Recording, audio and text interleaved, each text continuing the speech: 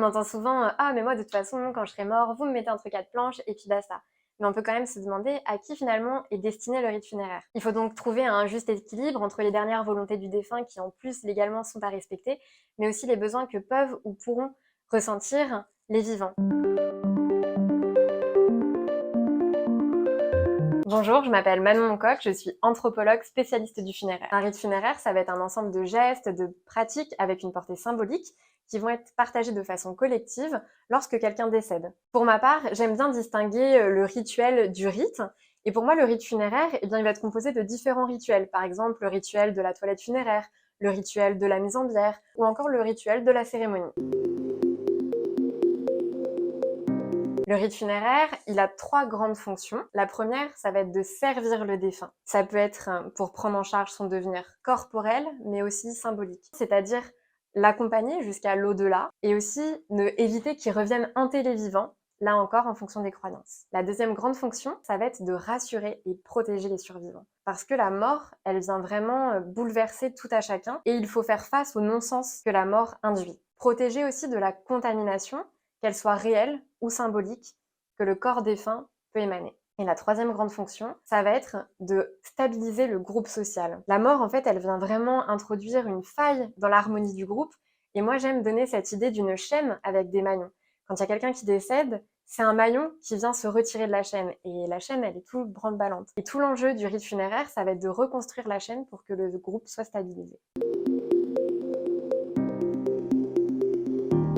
On entend souvent Ah, mais moi, de toute façon, quand je serai mort, vous me mettez entre quatre planches et puis basta. Mais on peut quand même se demander à qui finalement est destiné le rite funéraire. Alors certes, le défunt, c'est le support même du rite funéraire, mais c'est bien aux vivants que le rite est adressé. C'est pour ceux qui restent. Et quand on se réfère aux fonctions du rite funéraire, cela nous le prouve bien. Il faut donc trouver un juste équilibre entre les dernières volontés du défunt qui en plus légalement sont à respecter, mais aussi les besoins que peuvent ou pourront ressentir les vivants. Et par exemple, avec le Covid, ce qui s'est passé, c'est que certaines familles qui n'ont pas eu de rite funéraire du tout ou qui n'ont pas pu avoir de cérémonie pour leurs défunts, d'un point de vue psychologique, ça peut parfois créer quelques complications, mais surtout d'un point de vue social, si cela se généralise, eh bien, ça peut créer un désordre. Il n'y a plus de séparation entre le monde des vivants et le monde des morts, et ça peut poser problème. Tous les rites funéraires ont donc une même trame commune, mais cette trame, eh bien, elle implique aussi énormément de diversité culturelle et c'est absolument ça qui est passionnant. Par exemple, en France, on va avoir un rapport triste, distant, noir à la mort, mais au Mexique, c'est une fête, c'est extrêmement coloré. Enfin, on a tous déjà vu les têtes mexicaines et ça serait assez bizarre d'avoir ça en France. Mais c'est le contexte culturel en fait dans lequel ce rite s'inscrit qui donne toute son importance. Mais c'est juste différent, c'est pas mieux ou moins bien. Le rite funéraire, c'est une pratique tout d'abord qui se veut universelle. Les premières sépultures volontaires datent d'il y a environ 100 000 ans, donc c'est vraiment très ancien. Et actuellement, on connaît quasiment aucune société qui n'accompagne pas d'un cérémoniel, quel qu'il soit, le décès d'un de ses membres. Sauf vraiment lors de grandes catastrophes, que ce soit des guerres, des famines ou des épidémies. Les rites funéraires sont des pratiques sociales, culturelles, donc elles s'inscrivent dans un contexte particulier. Et c'est ce contexte-là qui va donner du sens à ces pratiques.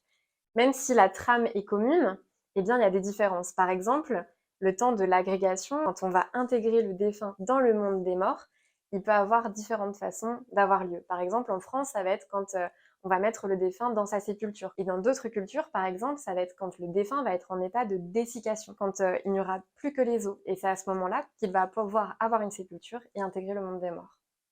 Seule l'imagination vient en fait un petit peu mettre des barrières à tout ce qui est possible en termes de rite funéraire.